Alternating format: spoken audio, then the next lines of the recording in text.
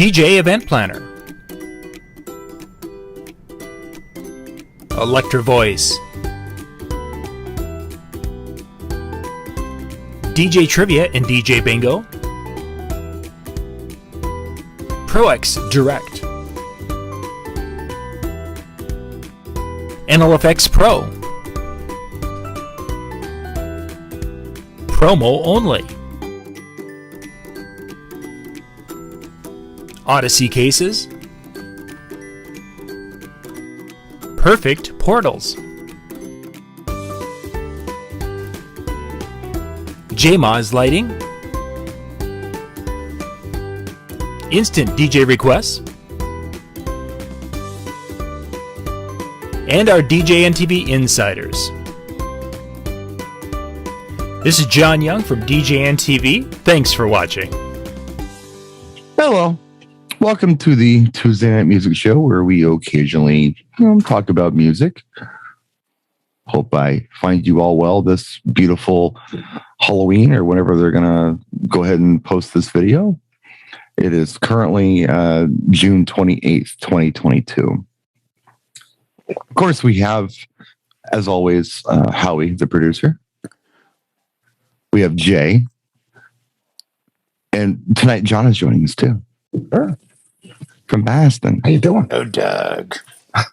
We can talk about all kinds of stuff tonight, but one thing that I wanted to just throw out there before we get into music stuff is that I took an unusual gig yesterday. Did you guys happen to see the video? Howie, I know you saw it. I did. Jay didn't see it. No. Yeah. So here's the situation.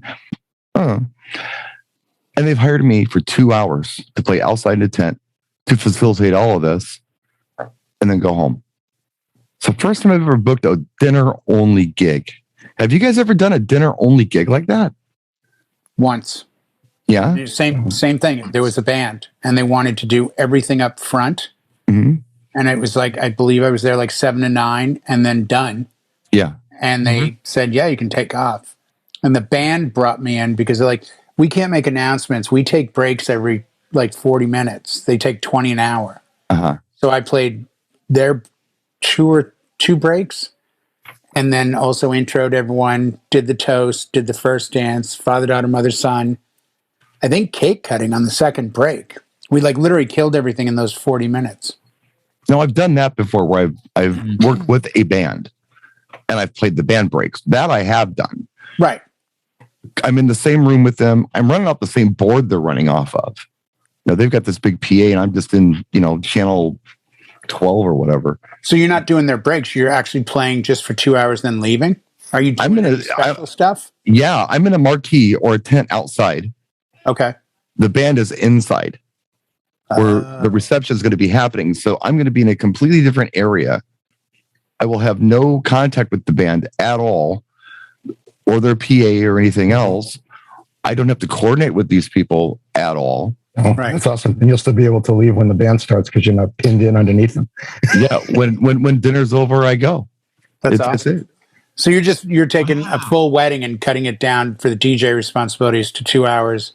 Then the band's just going to jam. I have a question, though. You're in a separate area, so they're eating in a separate area, Yes. and then reception dancing is in a separate. Yeah. Correct. So all you have to do is unplug your XLR out and bye. No, it sounds like he has to have his own sound. No, I'm bringing my setup. No lights. I'll be bringing my own PA. Oh, I thought you said you were plugged into channel 12 of their system. No. I said I've done events before where I've okay. worked with a band where I've been in the same room with them and I've been in their board, but this is different. This is a completely separate thing from the band thing. Different room. Might as well call it a different venue because it's kind of what it is. Yeah. This is a first for me. Have you heard of it before out there? Is this a new trend? This is a first. I haven't even heard of it before, but it makes sense when you think about it. I've done what Jay's done, Sure. during the breaks, but never never. I would kill for an event like that. I'd be mentally prepped just in case How the sweet is band that? doesn't come through and you might be going a little longer than you figure you might be. Well, when you're working with a band, it's a little different because, well, I know when I've done it before, and I've done it a few times. It's been a while. I've got some old gig logs. I used to work with this one particular band. They always bring me in. It was nice because you would coordinate with the band. So if the band said, okay, we're going to be playing primarily rock. It's like, okay, well then I'll focus on anything that you're not playing. I'll play Tone Loc Wild Thing, Cha-Cha Slide, those kind of things. So I'll compliment you. I'll do what you can't do. And I won't step on you. If you're doing Sweet Home Alabama, I'm not playing Sweet Home Alabama. So give me your set list. Yeah. And then whenever they do break, okay, here's our opportunity to do something fun that the band can't do. And the band was good, had a lot of energy. People responded well to it. But this is just a completely different thing. So my responsibilities here are all the responsibilities I'd normally have at every wedding, i.e. the hard part, which is what I call it. It's still tons of timeline creation. I've still got to figure out these names of the wedding party, bring them in order, line them up drunk, figure out how to get everybody seated and settled at 6:00 on the nuts when dinner starts. And I know Jay does it different in California or at the venue that he does, where they do cake like later in the evening as like a thing later in the evening. They interrupt dancing to do cake. We don't do that. We do cake as dessert. So I've got to get the cake cut. I've got to make sure catering is going to have this prepared for serving for dessert. Some background music, facilitate toasts and speeches, teach a bunch of amateurs how to use a microphone. But yeah, it's a 2-hour gig, man, in and out. And it's a first. As far as the trend, no, this is the first time I've seen it. It would be interesting if Never this becomes a trend. Yeah. I had a client last year bring a band and call me after they hired me like 2 months out and say, we have a band we love and they're going to play cocktail. I said, okay, so I'll do ceremony, prelude ceremony. Then the band will start. It was a 3-piece band. They were terrible. I played out of tune the whole time. Yeah. Then dinner music, I'll do. Dinner was like an hour and a half with toasts, maybe an hour 45. Then when we come out, she's like, then I really want the band to play for like the first hour. And then you take over. And I'm going over the timeline. I'm like, well, maybe the band could play for 45. Well, they came out at 8. Wedding ends at 10. The band starts like 8:15 after we do the cake, first dance, father, daughter, mother, son. And then we go into the dancing, which I like better than stopping dancing to do cake. I'd rather do it at the end of the meal like dessert. And that way the people that aren't dancing can eat the cake and you don't have to stop in 20 minutes. Right. Cake. I do dislike that protocol. But the band went on at like 8:15. Well, nobody was really dancing, but the bride and groom were into it. And I asked for their set list early like you did. So I didn't play any of their, and they played all weird random stuff. Sure. But they literally played, it's like 9:20. And I look at the bride, I'm like, do you want me to play it all? Like, or do you just want the band to keep going? Because I'm already paid. Like at this point, I don't care. Right. She's like, no, you could play some.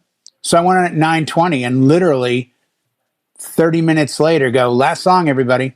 Played for 30 minutes, hour and a half of background. Wow. And 30 minutes of dancing. And just literally played a minute and a half of every song, like all these, right. spin DJs. And I was like, this is the worst setup ever. But How about you? I don't think I would like that trend unless it pays really well. Because the downside is you're giving up a night that you could have done a 7 or 8 hour wedding for X. Yeah, here's by the giving catch. up 2 hours for Y. Here's the catch. I didn't discount it. So you just charge regular rate? Had to. I told her, I said, hey, look, as much as I'd love to give you a break for this, it's up to 6 hours, 2 hours, but regardless, I have expenses and I'm giving up a Saturday. Yeah. So unfortunately, I have to charge this. I can't give you a break. Well, let me discuss it. I got a text message back about 2 hours later. Yeah, we're going to go with it. Yeah. I want to send you 50%. I was like, okay. So that was her choice on how she handled that. But yeah, I didn't I can't. I mean, like you said, Jay, you're giving up an evening. Now, they want a band. Yeah. But this kind of goes to what I was saying before about, it's the hard part. It really is the hard part. Yeah, the band the band is talented in their own way, but there are things that we do, or I do anyway, in my market that have value. I had comments on a video I did about this, and I need to go and review more of them. My follow-up video, I wanted to kind of try to address them all because there were some people in the comment section who said, why are you worried about when all these things start on time? Why do you care how smooth the stuff goes? This is not your problem. Like, well, hold on a minute. Yeah, it is. And that's why I make what I make, because it is my problem. And I'm expected to do these things in my market. In fact, anybody who calls themselves a wedding DJ in my market is expected to have a handle on this stuff. Right. Because you have the mic. Well, not only that, but I've seen it 1,000 times. Right. But I had a coordinator the other night, and the ceremony, the photographer and the videographer commented, and even the dad of the groom commented afterwards. The photographer and videographer knew I played the entrance for the bridesmaids and the groomsmen 4 times, because the coordinator waited until they got all the way down to the ceremony site to get the next person, which I've never seen before. So I had to keep replaying the song. And the dad goes, let me ask you something. I was like, yeah. He goes, was it me or did you play that song for the wedding party like 4 times in a row? I said, no, the coordinator doesn't know her job. He goes, I was wondering what was taking so long. Say hi to Ollie, by the way. Sorry, little interruption here. Yeah. But you're right. It's the hard stuff that we end up going for. That's Ask me why him and I are buddies. You know? Yeah, look at this. Okay, you buddies. Stevie's sitting next to me, so she brought him downstairs because Chico was being, as we discussed earlier, cabron numero uno. So, opposed to cabron numero dos, which is this guy right here. Right. It's cool. He likes the bass. I mean, if I've got a 5-hour minimum on the weekends, I got to get by an agency for a July wedding for 4 hours, and the client sent me the paperwork tonight, and I'm playing for 2.5 hours. I'm literally starting at 7:00 with grand entrance, toast, 8:00 first dance, father, daughter, mother, son, cake, and then open dance till 9:30. And I'm like, and I sent back to the agency that brought me in. I'm like, my paperwork doesn't change. They're like, no, the client's fine with that. Yeah. I'm like, I'm getting my full fee. They're like, oh yeah, no, you're getting your money. Right. It just, don't get it confused. You'll know this. I'm dealing with the 2 mothers and the coordinator on the phone. I won't meet the bride and groom till I get there. Do you want to guess what friend of ours probably knows them? Help me out. We have a friend who has something to do with lighting. He probably knows them. Okay. You know what I'm driving at? Sure. Hence why I'm dealing with the mothers and the coordinator, and I won't even meet the bride and groom till I get there. Well, they're cool people. They're cool people to deal with. They're cool people to deal with. Oh no, they're totally cool people. Yeah, I've done 3 of these, and they've all been awesome. But I know talking about Mormons, by the way. But yeah, they're very, very nice people. But I know one thing about the bride and groom. I was already told they're very young. So I'm guessing. Of course they are. They're Mormons. But here's the best part. Now I know why the dancing segment is so short, because they can't get to the hotel fast enough. Right. Yeah. Don't let this go too long. Yeah. No. So I might even offer an early release. You guys want to bounce now? Maybe we'll do a show on this sometime. But yeah, Jay's on point with that. Those dances don't go long. No. And I saw the 2.5 hours, and they said, we'd like you to meet with the mothers and the coordinator. It dawned on me, they've got to be. So I reached out, and I'm like, hey, do you guys know anything about the families? He's like, what do you mean? I go, are they Mormon? He goes, yeah, how'd you know? I'm like, just a guess. Just a shot in the dark. Just a guess. The toasts are by the 2 dads, not the wedding party. Not much different than a Baptist wedding. They no dancing at all. And they just, 2.5, 3 hours, they're gone. I did a 350 person 7-day Adventist, and the bride and groom kept saying, yeah, we don't think there'll be a lot of dancing, but our friends and we're going to party. I'm like, good. I remember you telling me about this one. Yeah. We did the toast, and I had to go inside of this old castle, and I got inside, and I'm waiting and waiting and wait. I'm like, everyone join us inside for the bride and groom's first dance, husband and wife.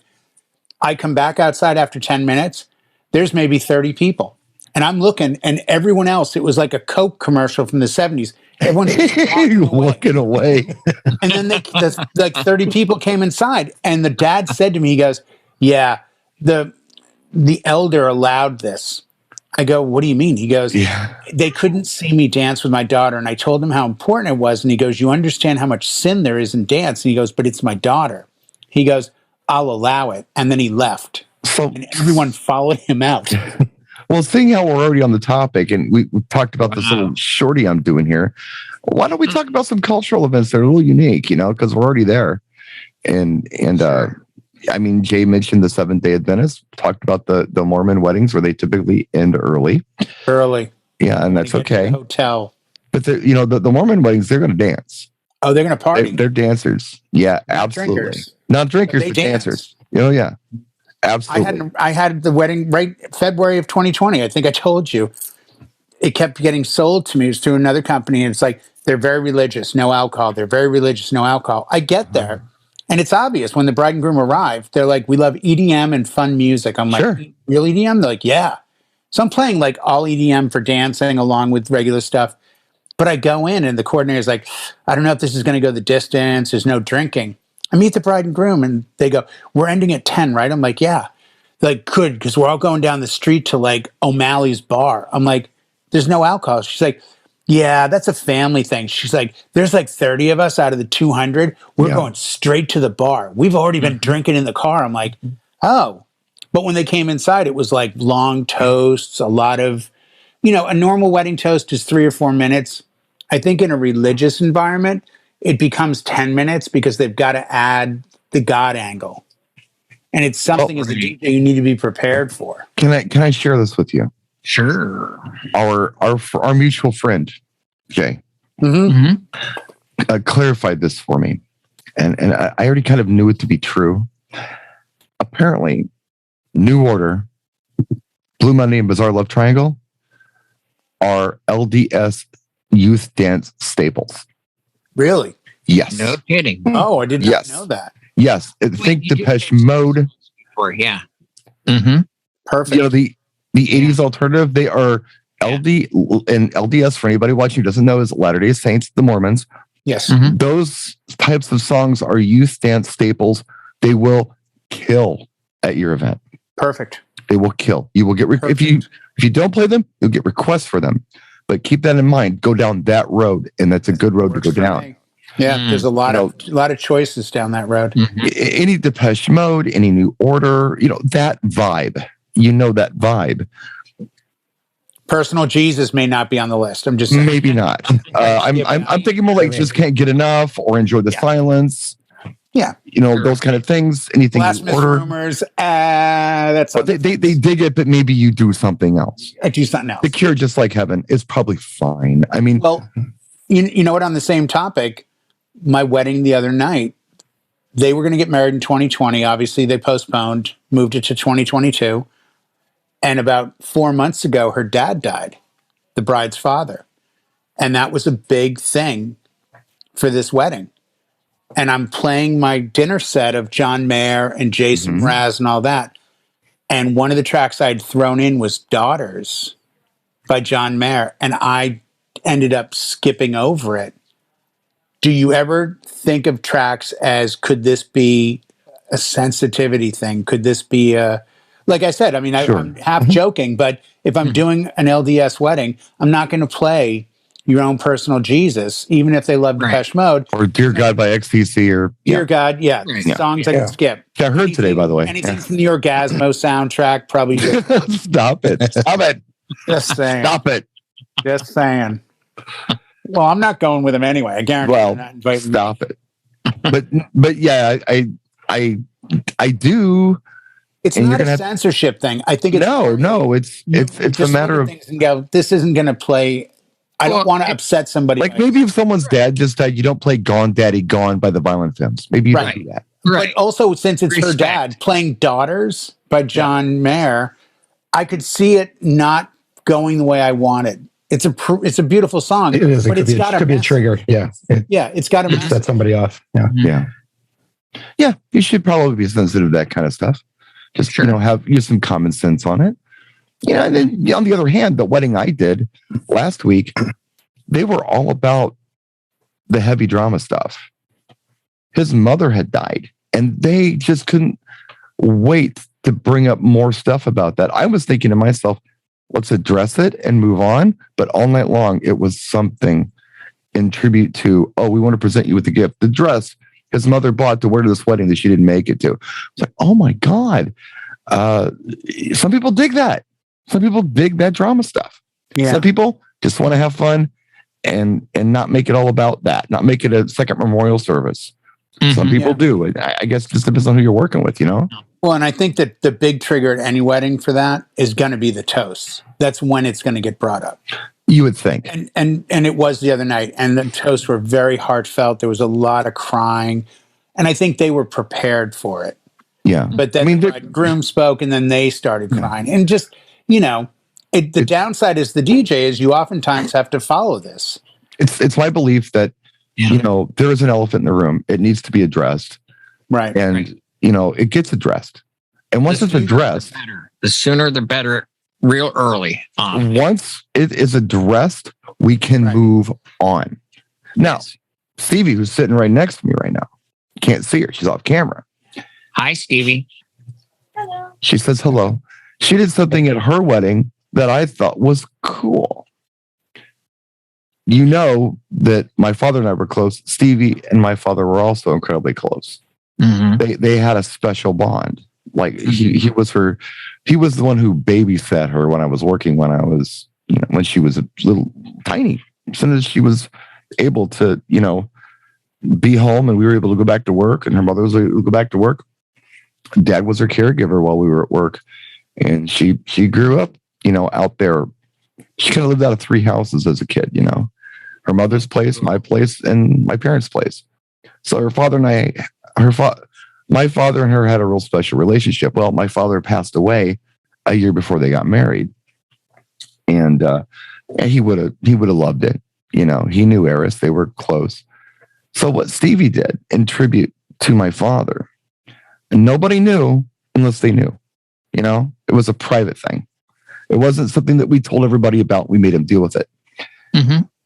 My father wore flannel shirts like all the time, like around the house. That was his thing. He put a white t-shirt on and he put a flannel on. And he had the same flannel shirts for probably since the day they were married. I mean, they never changed, you know. There was a green plaid one. What Stevie did was she took that flannel shirt and she made the pillow for the pallbearer to carry the rings with. Now, everybody who knew my father knew that color. I mean, you can't, it's like, oh my gosh, that is Dad's flannel. What if you didn't know? You didn't know. Yeah, I like that. So, but that is an awesome idea. She made it herself. She actually made me one. I have it upstairs. So I have a little pillow as well. She has one. I have one. But that was cool. I mean, that was a way to pay tribute without being in anybody's face about it. And he, you know, his presence was there. Something was there representing him. There were other things. There were other little subtle things, but only they knew about it. But they didn't make it everybody's thing they had to kind of deal with. That's how she handled it. And I thought it was a great way to handle it. Other people, maybe they want to do something a little more dramatic. And then sometimes, as Jay's saying, and I'm with him 100% on this, maybe we don't deal with it at all. Maybe we do something else this day because it's the day of celebration. And we skip those songs. They're going to be sensitive. Yeah. And we try to consider, you know, maybe this is inappropriate considering the circumstance. You're kind of knowing your client's situation. If a parent has recently passed or whatever the case might be, you be sensitive to it. Being culturally or just you know, sensitive period is a good thing. Culturally sensitive, as we were discussing. Have a lot more control, you know, and you were saying about wedding DJs knowing the protocol. I mean, as I'm sure you guys do, every client I've ever met with, I'm explaining to them how much the flow of the night is important and how much impact our planning, as well as what we as the DJ do that night, affects that. It's understanding you're going to have weddings where something is brought up that's very touching and sad and tearful, and you have to then say something. You're the next on the microphone or you're bringing the group somewhere else. You just got to kind of play it by ear sometimes. Don't have a plan and don't discount it. Don't be like, all right, party people. Like, dude, what the bride was just in hysterics crying. Like, I don't know if I'd open with like celebration, but be cognizant of you can get control of the wedding back. You just got to do it a little slow sometimes. Right. No. I'm with you on that too. Yeah. You don't know until okay. What you had said earlier, where you had, well, at the beginning of what you said a lot of things in your last riff. It was good. I know, but the first thing you said was you have to explain to clients the importance of the flow of the evening. Yeah. Well, that's what was so cool about what I'm doing in August with this 2-hour dinner only event. They already knew what I could do. Like they already knew the importance of the DJ and his role, or my role, or her role, or whoever the DJ happens to be, in making this happen in a good, timely manner. They already knew that, which was encouraging. Usually you're trying to sell this to people. Didn't have to. They looked for me because they had a problem they needed solved, and they paid for it. It was valuable to them. So I don't know. Maybe there's hope for the world. You got a problem? I hope so. Yes, I'll solve it. Check out the hook. While Jay revolves it. See? That's it. You can keep them on that timeline and make it all nice and smooth, and then hand them over to the band, and your work is done. It's the fact that you're not plugged into their system or in the same room that's the magic. Because you can bounce. Like if you're set up next to the band, it's a little bit awkward to have you suddenly start lugging trips in and out on rock and roll calls versus, hey, everyone, you've got to head in there now. The music drops, and all of a sudden, 2 minutes after the last person walks in, you're like, whoosh. Yeah. That's I'll the cherry on top of that Sunday. Knock it out and boogie. Yeah. So and it was funny. I'm guessing you'll be gone in 20 minutes. She says this lady actually said to me, it was a mom who called me and hired me for this. Said, yeah, so you'll be out of there at 7:30. So if like there's a rave or something you want to go to afterward, you could go. Another event. Lady, do you know how old I am? I'm probably older than you.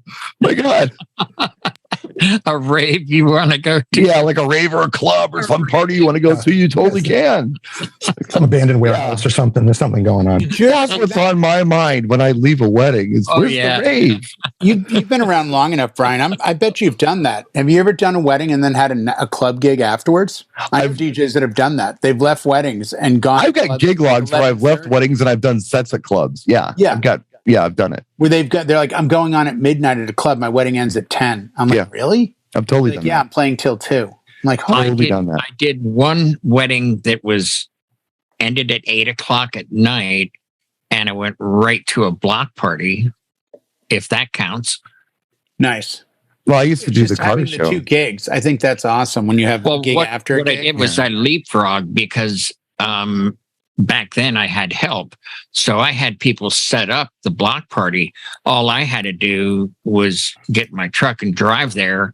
And then the setup crew went and grabbed my stuff from the wedding and I did the block party. And so I got really lucky to have, good crew.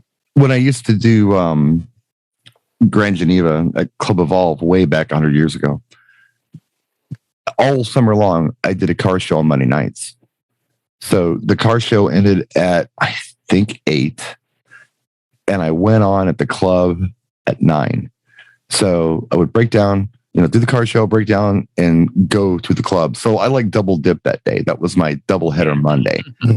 How many people have 2 gigs on a Monday? I felt like a rock star there all summer long. Yeah, on a Monday. Wow. Totally pretty special. Yep. I think I did that 2 years in a row like that. Maybe 3. I don't remember. But yeah, I've done it.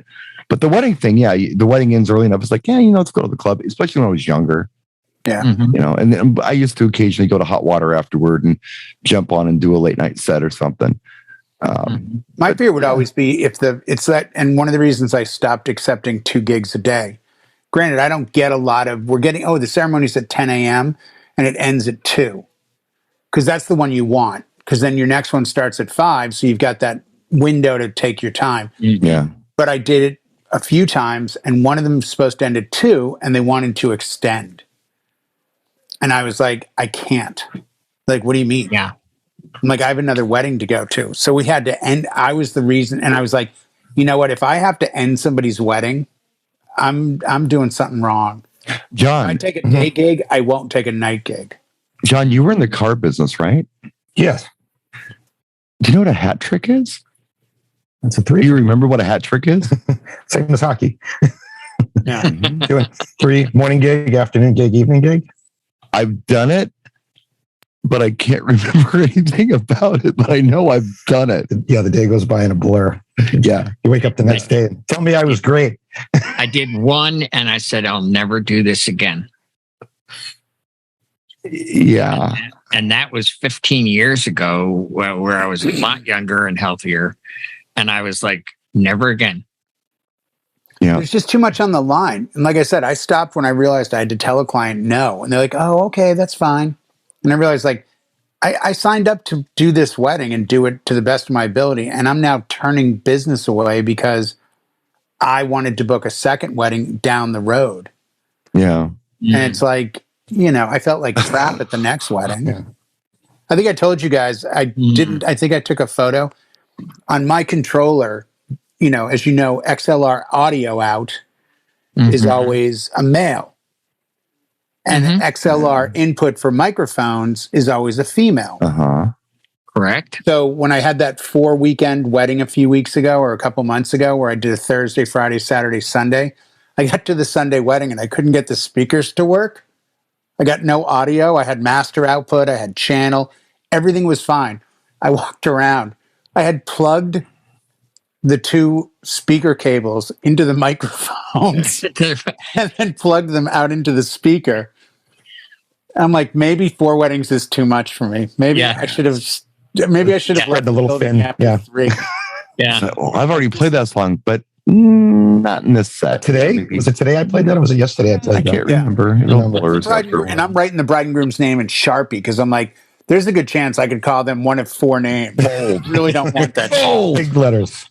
don't even say their name unless you're reading it off a piece of paper. Oh, exactly. Yeah. Yeah. Oh, yeah. I get that way if I'm doing like a Friday and a Saturday. I've got to just, you look at my timelines, I blow the font up and like crazy Yeah. on the name of whoever's getting married and how they want to be referred to as. Yeah. You know, not just their names, but, you know, Mr. and Mrs., you know, John and Sally Cowley. I got to do it that way. Yeah. Have to. Otherwise, I will screw it up. And by the way, I'm sure you guys are not doing it this way, but this is probably one of the first years I've made a real concerted effort because I have a terrible habit of saying bride and groom.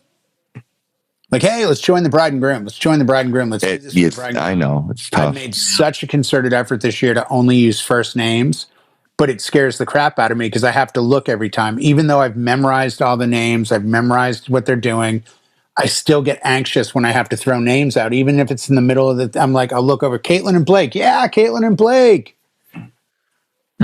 Just because I think it gives that endearing touch. It's a personal touch, and it's also a really great way to not cause any kind of awkward family discussions. Let's say if she's not taking his name and grandma doesn't understand why, well, let's just not even bring it up. Exactly. Yep. Instead of omission. Yep. Yeah. Silence is golden sometimes. Better. Yep. I can only think of good reasons to just go on a first name basis, unless they're adamantly like, okay, we are Mr. and Mrs., you know, Bob and Sally Brannon. Okay, fine. Then that's who you are tonight. But if there's anything a little different, let's not do that, because otherwise we cause some uncomfortable discussions. Something you don't want to talk about on your wedding day. No. Let's discuss this next week after you're back from your honeymoon. What Jay had to say, just use the first names and you avoid all that because everybody already knows who they are if they were invited to the wedding. Right. Oh, they should. They don't. They're wedding crashers. The only time you need to make a concerted effort, and I learned this back in '97 when I did my first same-sex commitment ceremony, was my advice, having done 50 same-sex weddings, flip the names every time you use them. So if it's two men and it's Steve and John. Ladies and gentlemen, bringing in Steve and John. I'd like to ask John and Steve to make their way to the cake cutting. Now I'd like to invite Steve and John out to do this. Hey, guys, make some noise for John and Steve. Because what you're doing is you're not selling husband and wife anymore.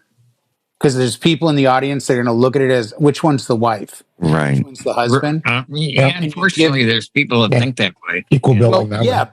What shocks me is when you sell this to the couple by saying, by the way, however I introduce you as newlyweds, because they're very comfortable with that, at least the ones I've done, I'll tell them, I'm going to flip your names every time. So I give you equal billing. So I don't give one priority to the other. And they're always really touched by that because it didn't dawn on them that there are people that are going to think one's more important than the other because the family dynamics can get in the way of things. I think Wouldn't that work for male and female as well? Yes. And we've talked about this before in shows. I remember when my sister got married for the first time a long time ago. And we all, I mean, we really liked the guy she married. We loved him. His name was Victor. Now, probably not important, but that was my first real experience with a wedding reception, because where I was from back in those days, you didn't really do that. You went to the church, you got married, you went to your parents' house and opened gifts afterwards. There wasn't a reception in my world with our income levels and things. Very religious, Howie. Very, very religious. They do things differently. Just what it was. So, my family actually was pretty religious, but the wedding reception was a lot of fun. But I remember everyone was saying Victor and Denise all night long. And that sounded so odd to us because we referred to them as Denise and Vic. Right. So it would have been cool, even with them, if somebody would have once in a while said Denise and Vic.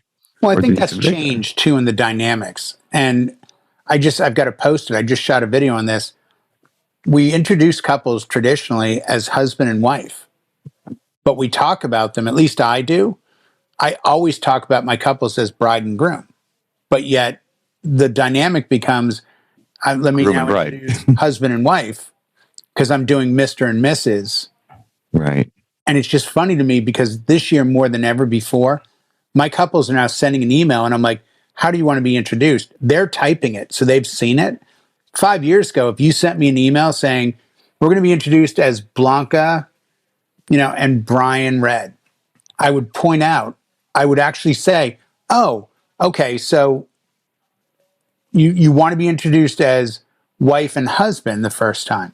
And they would go, oh, no, how do you normally do it? Oh, I normally do husband and wife, and then I can use first names and I can flip them or do whatever. But this year, more than ever, couples are coming back going like, we want to be introduced as Caitlin and Blake. I'm like, okay. Like, it's not my place to argue anymore. I'm not, the traditionalisms have kind of washed away a little bit. Yeah, I noticed that with the wedding party too. First names. They want first names. I do it where I live because everyone's either Polish, German, or Greek, and I'm going to screw the last names up. Yeah, it's been that way for a few years. Milwaukee, it's terrible. 15 syllables long. It took me years to be able to say what Stevie's last name is now. Say it now. Karampolis? Is that correct? Almost. Okay, so yeah, there you go. This is why Brian gets hired top dollar for 2 hours. You can pronounce all the tricky names. Get the tricky names, and that's all he's there for. He is a linguist, that kid. So yeah, I was like, please don't make me do this. And then it's great when I go to a wedding and it's like, okay, it's Mike and Stephanie and Jeff and Tracy. I'm like, oh, thank you so much. Because I can never tell if it's Kylie or Kaylee or Callie or I don't know. It's confusing. I have clients now when it gets crazy. when they send the names, because I say first names for the wedding party, I stopped even saying that's the trend. By the way, you didn't sing song names for your son, so shame on you. You're part of the problem. You don't think I regret that today when I call Connor Colin and Colin Connor half the time? Jesus. And I look at Michelle and she's like, why didn't this dawn on us? I'm like, that's because you're stupid. Yeah, apparently. Apparently I am, because it didn't dawn on me at the time. These are going to mess into each other. My mom's neighbor's daughters are, was it Carly and Kaylee? Carly and Kaylee. I'm like, oh my God, this is like Jay's kids. Yeah. Oh, I worked with two girls at one of the venues, Kylene and Caitlin. Same thing. And it's like 90% of the time, I just say, hey, how's it going? Because I can't remember who the hell's who. And I'm afraid I'm going to mispronounce something. Yeah. He's going to write them out phonetically. K-A-Y, capital letters, No, small so L-E-E. John, K-H-E. check it out. So what I did was, and I'll tell you, I'm willing to admit this, and JC, you can laugh as much as you want. And I think I told some of you, but I'll tell the whole world now. I talked to my bride about 2 months ago. She had a name that was very Japanese, and I pronounced it perfectly. Uh-huh. She gets on the phone, and I'm like, hi, is this Tomiko? She's like, yeah, oh, thank you so much for getting my name straight. I'm like, oh, no, I actually know a Tomiko because of my company. I've been to Japan. Oh, that's awesome. This and that. She goes, my fiance's here, too. I've never met them. I look over at the paper, Jaime. I'm like, hi, Jamie. So about 2 minutes into the conversation, she goes, so Jaime is going to want to do this thing. So I show up at the wedding. I meet Jaime. I meet the groomsmen.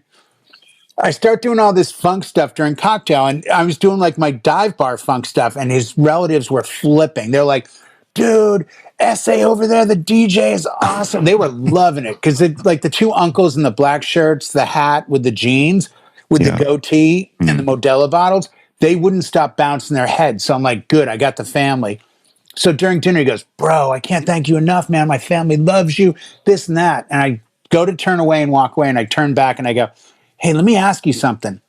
How freaked out were you thinking you hired the whitest DJ when I called you Jamie? And the two of them just busted out laughing. He goes, dude, I didn't want to say anything, but I was like, how doesn't he know it's Jaime? And I'm like, because I'm just a white guy from Boston, dude. I thought it was.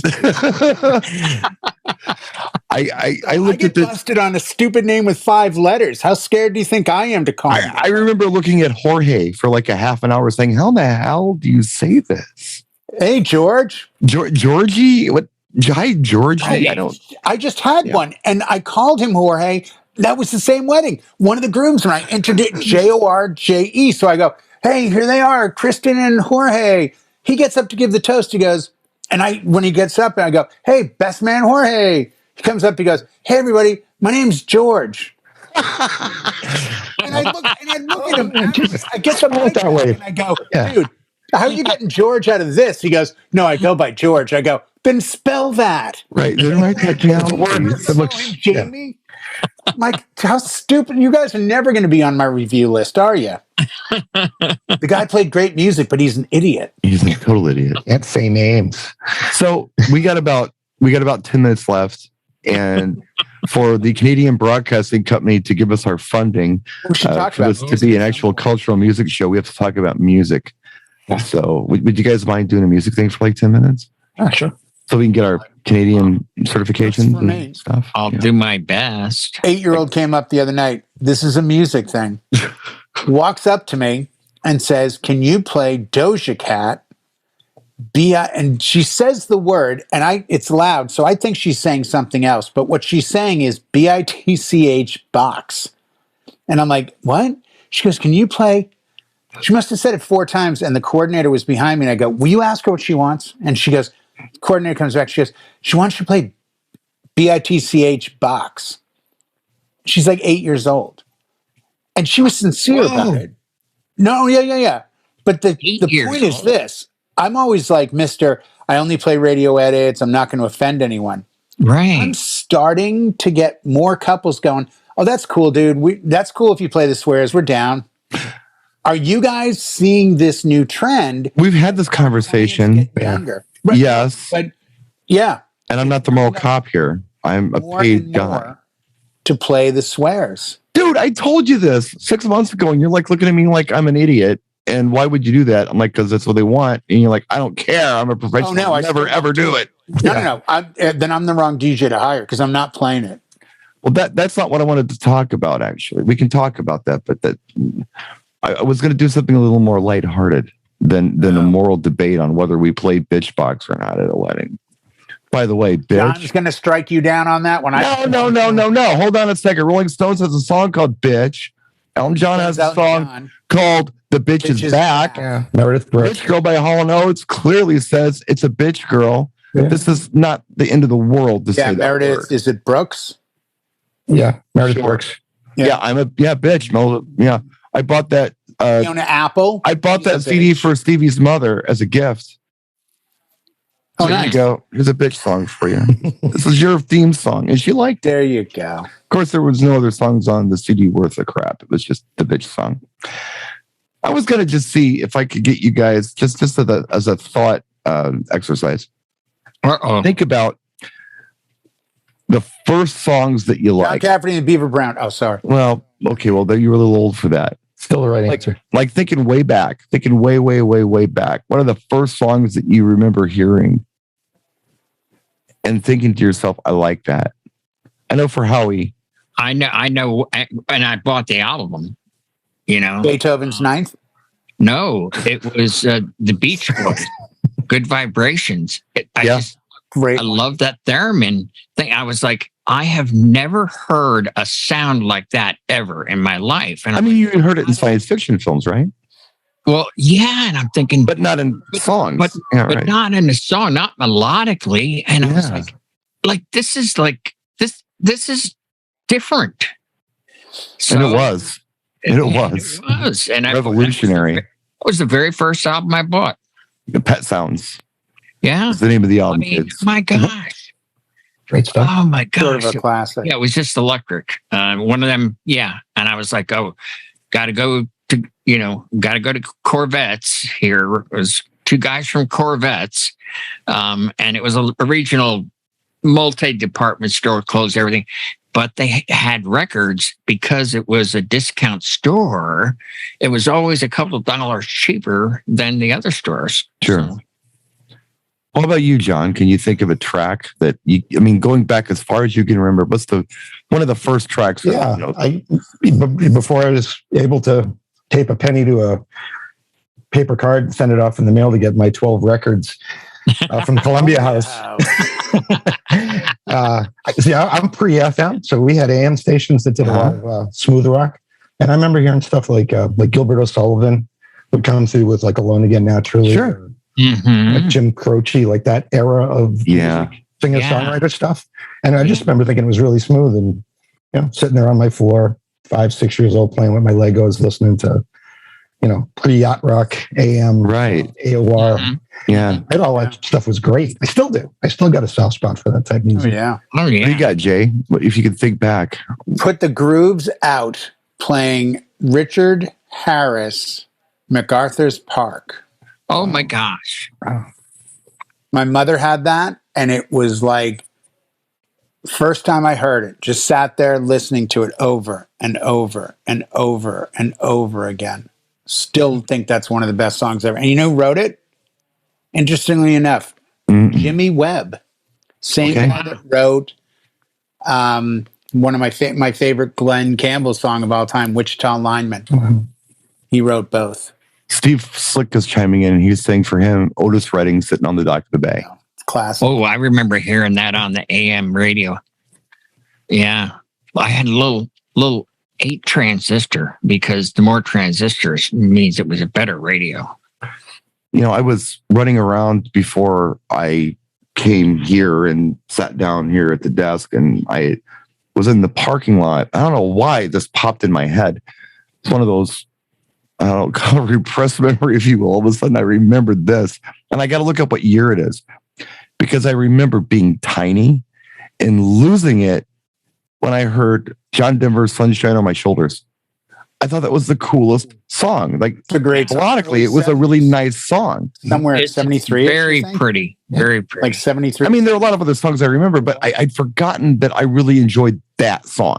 Yeah. Because when you think of John Denver, you just kind of think Country Road. Rocky Mountain High or Country Roads or Annie's Song or something. But Sunshine on My Shoulders was Or like Plane Crash.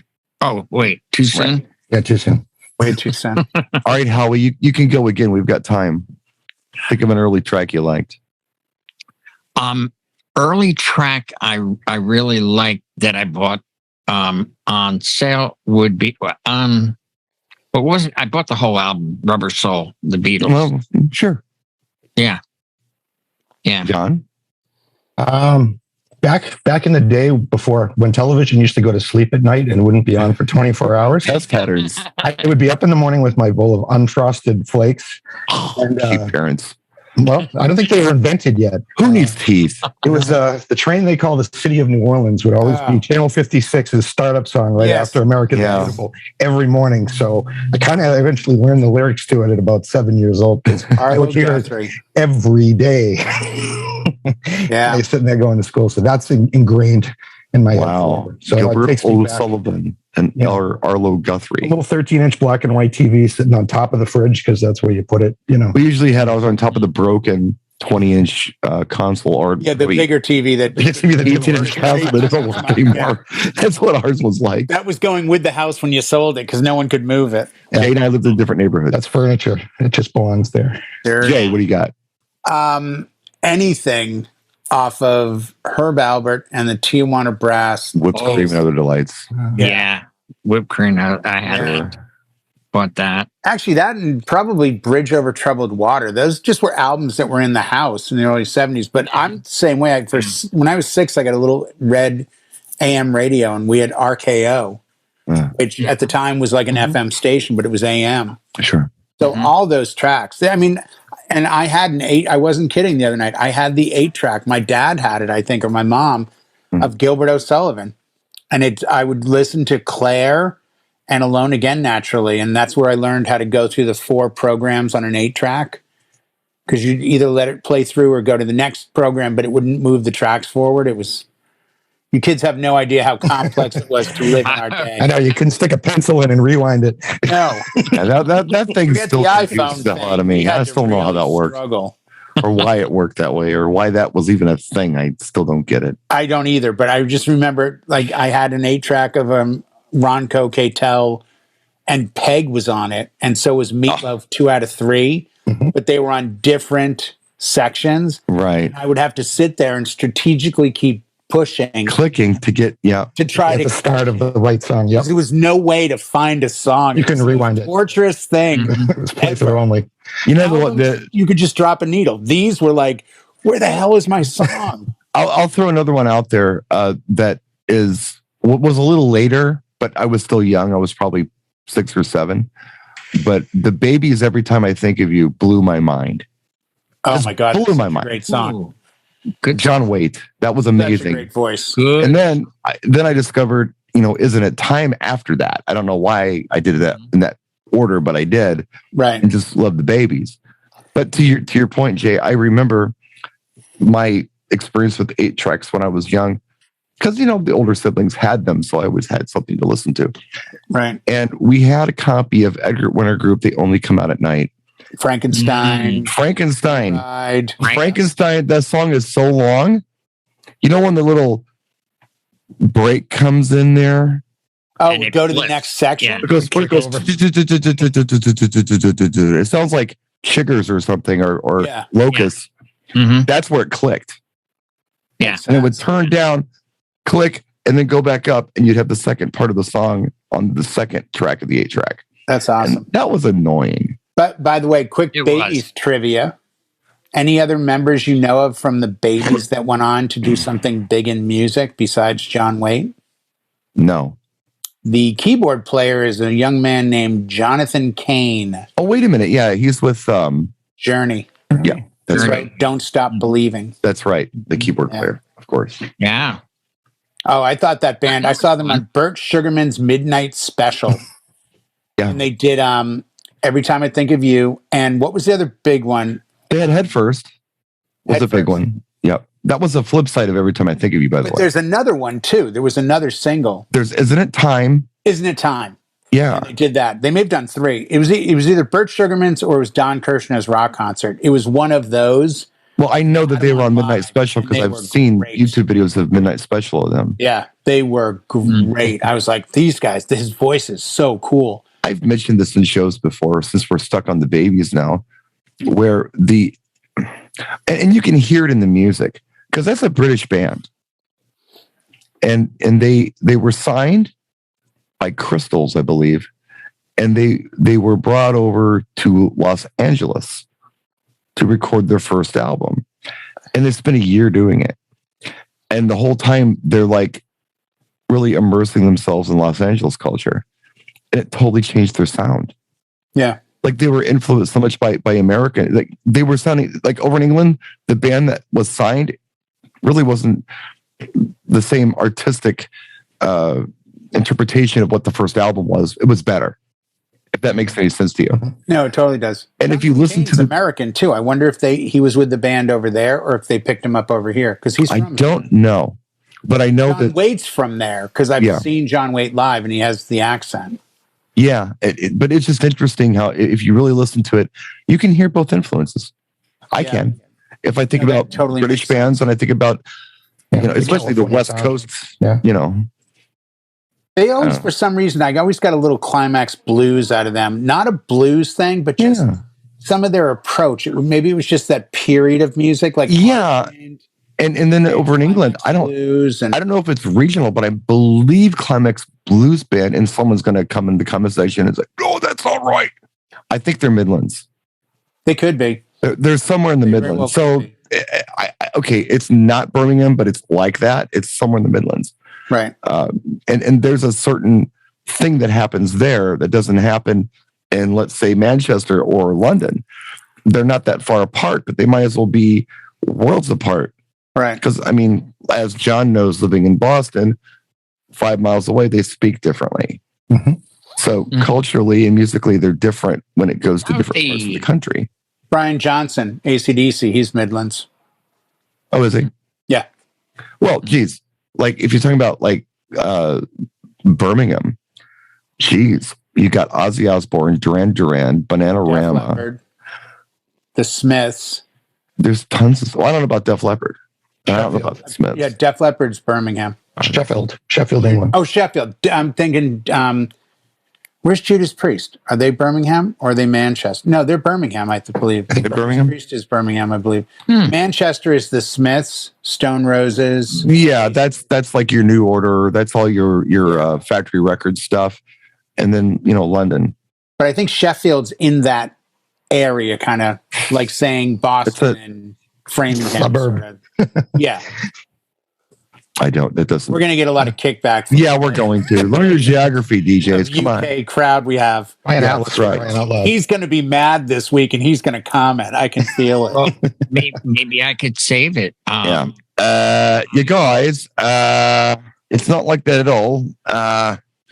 No. I'm thinking I can truthfully say that when I bought the Rolling Stones, first greatest hits was Hot Rocks, and it was from E.J. Corvette's department store. I'm pretty confident they're like a more of a London-based kind of thing. Those guys. Well, in my mind, I bought it at E.J. Corvette's department store. They're from the department store. They're from the department store. Yeah. And the babies are from the drugstore that I bought the 45 at. And if you went long enough to Columbia Records, some band is from Battle Creek, Michigan, because John got a 45 on the back of a box of cereals. Oh, yeah. They got the Jackson 5 one. Yeah, Battle Creek. Out on the, they're not from Detroit. Boxes. They're from Michigan. Well, Battle Creek, not the Detroit area. And they actually played about 4 or 5 times before they wouldn't play anywhere. I heard someone talk about using actual acetate, a DJ that was a DJ in the 60s, and they would send you a single that was on acetate. And he's like, if we could get 20 plays out of it, we were lucky. And they just pretty much disintegrate. He's like, and if it was a big enough hit, we had to really, really be cautious with it and not overplay it so we could get a jump on other radio stations, because you could physically hear it start to degrade. I mean, why bother, buying a copy of it or perhaps putting it on reel to reel so you can play it over and over again? Which were all technologies available on radio stations. No, they were. But he's like, this is how they were delivered. They were delivered on these cheap acetates that would literally disintegrate after a few tries. Wow. And I'm like, really? He's like, yeah, we could probably get 20 plays out of it. Back in Howie's day, they just sent a stagecoach full of the band members themselves. Yeah, they sent a band. Yeah, the whole band. Yeah. The band to just show up. I thought it was that thing with the bird and his beak on the vinyl. That was the Flintstones. Oh, I'm so sorry. That was after you. I'm so sorry. See, That's modern technology. that's 60s. Yeah, Now, before we start having fun, we should probably put a fork in this. I agree. I've got to run this kid home and roll my windows up in the car before it rains. Rain? So, I remember rain. Yeah, I know. Was it Callan 103 here today, by the way. was like freaking out. Oh my God, it's rain. It's beautiful. Look at rainbow. I'm like, it's rain. It's rain. Mortal enemy of a DJ. Oh my God, thunder, lightning. This is so cool. I'm like, okay. People get out of prison, Brian. They treat things differently sometimes. I don't There's first world problems and there's Cali problems. Yeah, no, yeah. All right, guys. We'll see you next week if you're lucky.